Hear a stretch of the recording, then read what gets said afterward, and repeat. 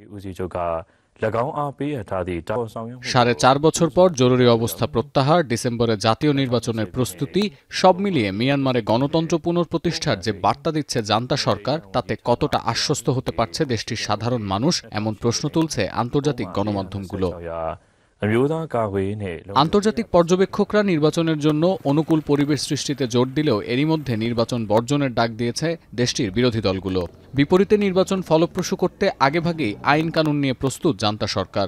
নতুন নিয়মে আগামী ডিসেম্বরে অনুষ্ঠিত হতে যাওয়া নির্বাচন বর্জনে আন্দোলন করলে ভোগ করতে হবে 3 থেকে 7 বছরের কারাদণ্ড, আর সহিংসতার আশ্রয় নিলে সাজার মেয়াদ হবে 5 থেকে 10 বছর। অধিকাংশ নেতা কারাবন্দী থাকায় এই নির্বাচনের বৈধতা নিয়ে প্রশ্ন তুলছে বিরোধী দলগুলো। পাশাপাশি নির্বাচন পরিচালনার জন্য জান্তা সরকার রাষ্ট্রীয় নিরাপত্তা ও শান্তি কমিশন গঠনের যে ঘোষণা দিয়েছেন, সেখানেও পক্ষপাতিত্বের অভিযোগ তুলছে বিরোধীরা।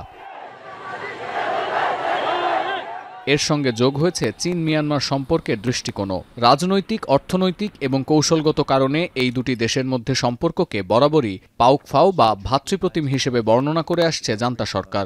মিয়ানমারের সামরিক সরকারকে সর্বোচ্চ সমর্থন দেয়া চীনও চায় দেশটিতে রাজনৈতিক স্থিতিশীলতা ফিরুক। 作为友好邻邦，中方高度关注缅甸局势的发展，始终支持缅甸维护国家稳定。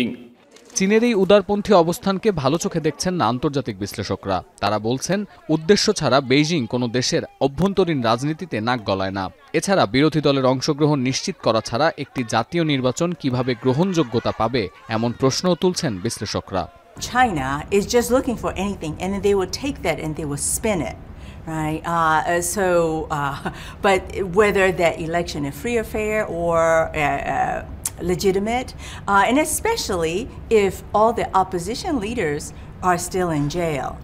জান্তা সরকারের অধীনে নির্বাচন নিয়ে প্রশ্ন তুলেছেন আন্তর্জাতিক পর্যবেক্ষকরাও। পাশাপাশি সামরিক শাসনের আওতায় অনুষ্ঠিতব্য একটি নির্বাচন আদৌ গণতন্ত্র পুনঃপ্রতিষ্ঠায় ভূমিকা রাখতে যাচ্ছে, এমন ন্যারেটিভ নিয়েও আছে বিভক্তি।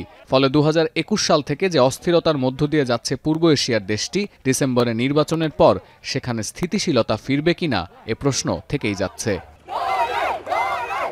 সতীর্থ কর্মকার, এখন বিশ্ব।